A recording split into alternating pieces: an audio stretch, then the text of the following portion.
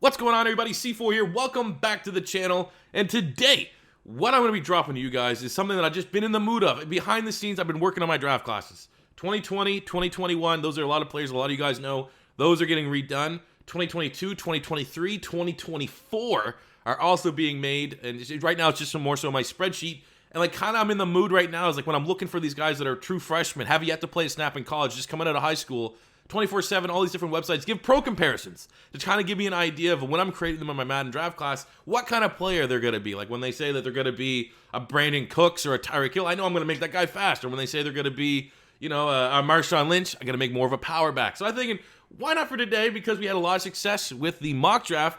Give you guys a look at the top big name players, the top 10 big name players in this upcoming 2020 draft. Not all of them are officially declared, but it's consensus right now that they should be the top dogs. What are some pro comparisons for them? So if you don't watch a lot of college football, maybe just saying a guy that you know in the NFL, you're like, oh, he's going to look like that. I want my guy to get that, or I kind of want to avoid that. So that is what I'm going to be doing for you today. I got 10 big names. There's a couple honorable mentions that I missed out on, but I will, once the final deadline is dropped for underclassmen to declare, I think it's the 20th of January. When I do my player rankings, I will be doing also some comparisons. So you're not going to see Epineza from Iowa, Derek Brown, Travis Etienne, J.K. Dobbins, and Isaiah Simmons. Those guys just didn't make the list. And more so, Simmons is a freak. I couldn't really make a comparison for him yet.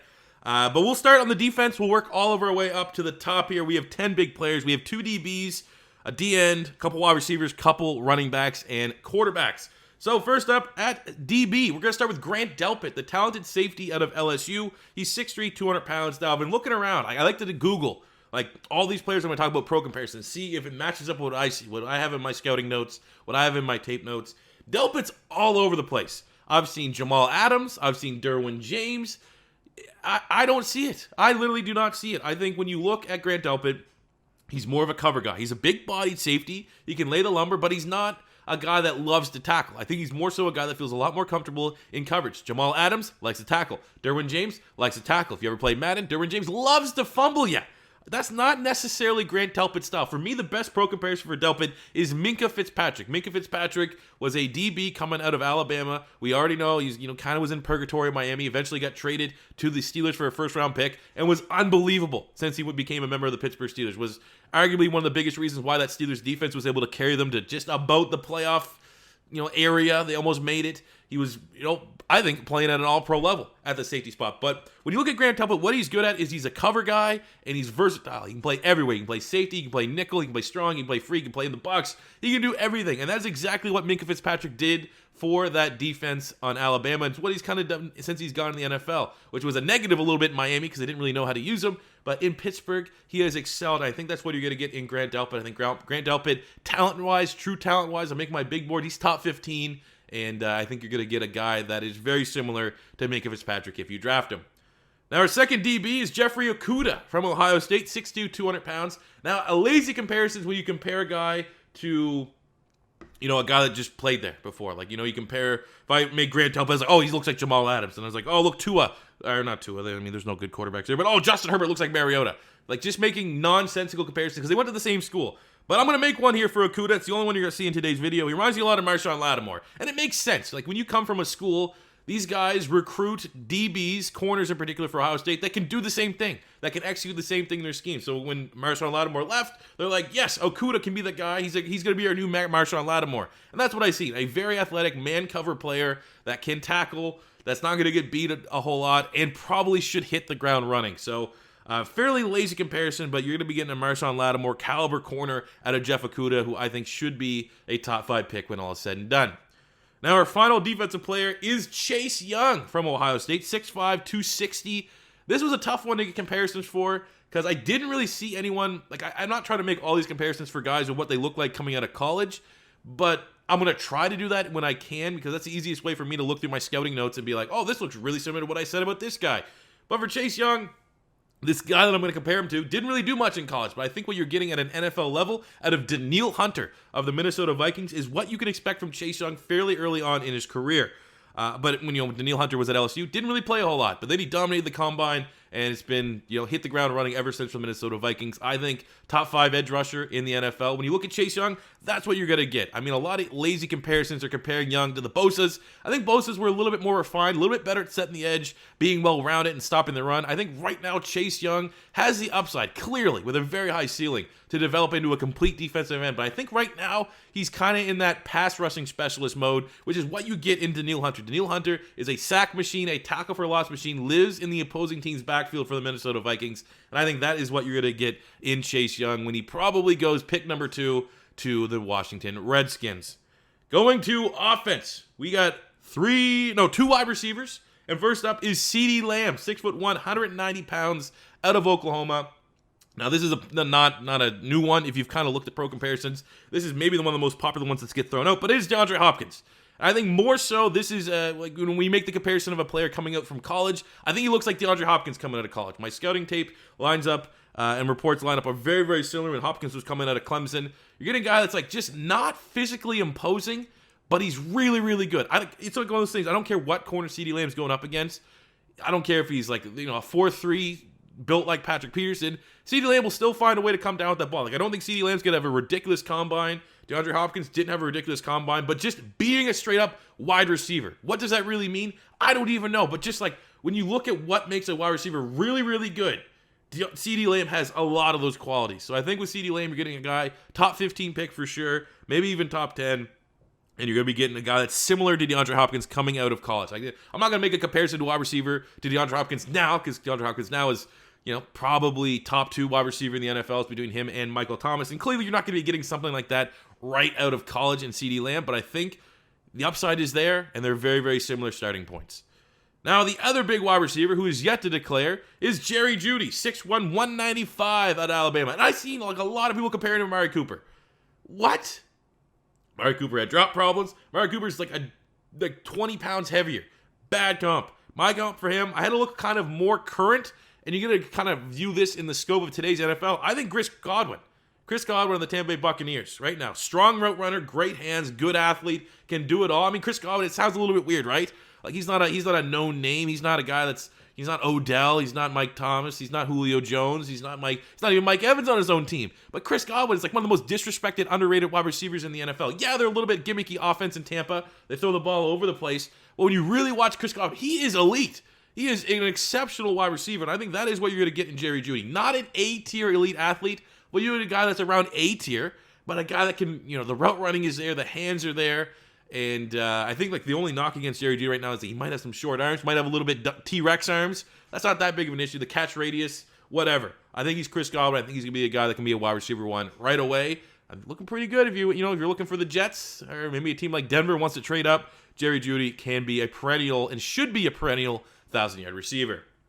Now we have 2 running backs, and we start first with Jonathan Taylor, 5'11", 220 pounds of Wisconsin. I'm not going to take too much time on this because this is as easy of a comp as I'm going to make. He's Nick Chubb. Pretty much same college stats, same builds, they offer the same things to an offense. As long as there is a solid hole, he will hit it. You don't have a great offensive line. I mean, Nick Chubb, not a great offensive line in Cleveland, still was one of the best running backs of the NFL. Top 3 running back, top 5 running back, whatever you want to say it. I think you're going to get the same thing that Jonathan Taylor. Just a really, really good running back. Has all the good fundamentals that you want. And also pretty good athlete. And I think with a guy like Jonathan Taylor showed this year for Wisconsin, he can catch the ball in the backfield, which is kind of a knock against him.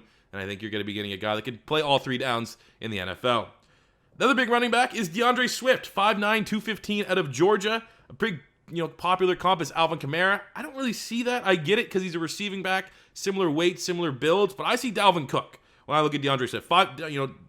Cook's 5'10", 210, Swift's 5'9", 215. Their yards per carry, the receiving numbers coming out of college are both very, very similar. And I think that you get a guy that can do everything you want a modern 2019, 2020 3-down running back can do, a guy that can handle 50 receptions, 40, 50 receptions in a year, can run between the tackles. Very, very difficult to tackle. Lower center of gravities versus, like a gigantic monster like Derrick Henry. So I think a guy like DeAndre Swift should go in the first round, and you're going to get, that right out the gate, you're going to kind of get that Dalvin Cook production and what he's been able to do for the Minnesota Vikings. And we are going to finish here with our quarterbacks. Justin Herbert's up first. Justin Herbert, 6'5", 220, 64% completion percentage career.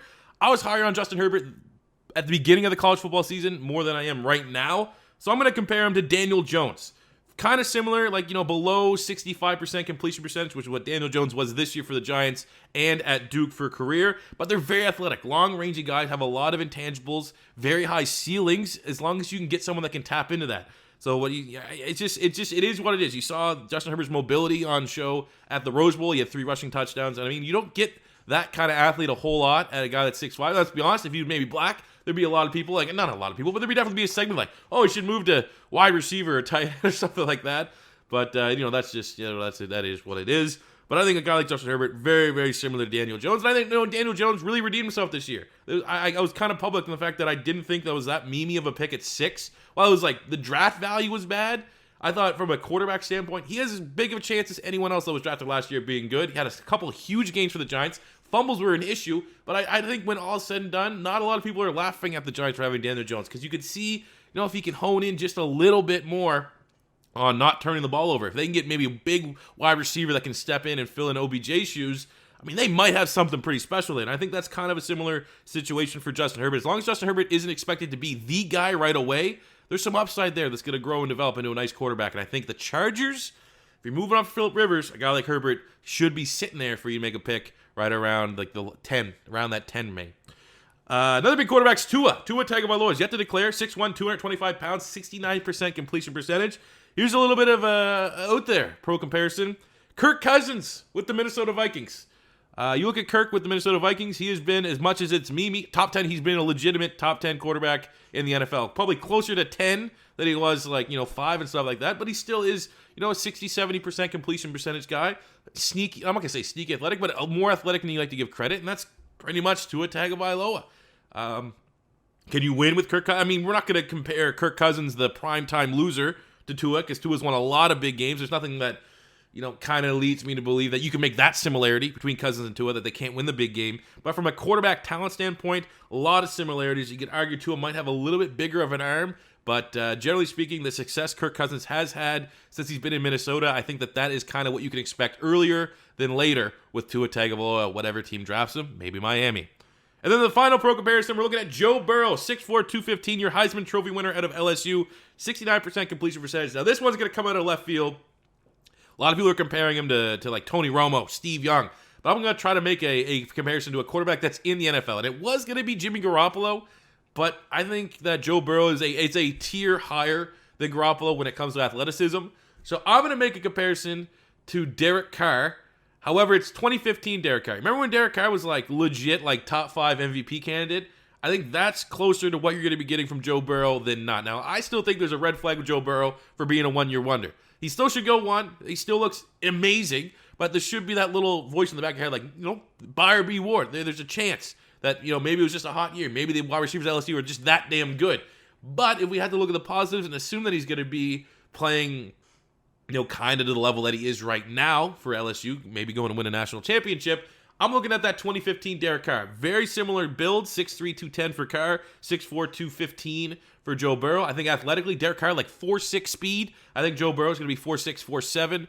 I think when you look at Derek Carr, the last 2 years, he's been around 70% completion percentage, very accurate, has a huge arm. Exactly what Joe Burrow has. I mean, Joe Burrow doesn't have a cannon, but he doesn't have, I wouldn't say he has a noodle arm, nothing like that, nothing to overly be critical about. So I'm saying that 2015, when Derek Carr was in that MVP consideration, that is what you should expect from Joe Burrow, as long as he's, obviously he's going to Cincinnati, there's going to be some work in progress. But once this ship gets, sorted and straightened out there, once they get that rudder that helps bring some stability to the Bengals organization, I think that 2015 Derek Carr year, 4,000 yards, 30-plus touchdowns, you can give 100, 200 rushing yards a single year. That is kind of what you're going to be able to get from Joe Burrow if he has the proper supporting cast.